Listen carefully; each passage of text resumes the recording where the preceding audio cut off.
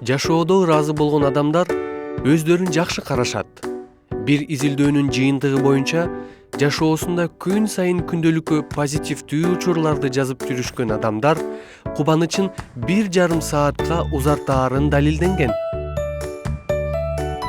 Башка изилдөөдө болсо, мээ нервтеринин көйгөйлөрү бар адамдардын арасында күндөлүгүнө ар дайым позитивдүү нерселерди жазып жүргөндөр көбүрөөк уктап, соонун эс алып, ойгонгондо өздөрүн жакшы сезишкен. Бул фактылар, бирок үмүт да бар. Келгиле, ушул жумада ден соолукту чыңалткан адаттарды көбөйтөбүз. Ал үчүн биринчиден ыраазы болгонду үйрөнүп, күнүбүздө болуп өткөн кубанычтуу окуяларды жазып турабыз. Чын ден соолук жашообузга болгон позитивдүү көз караштан башталат.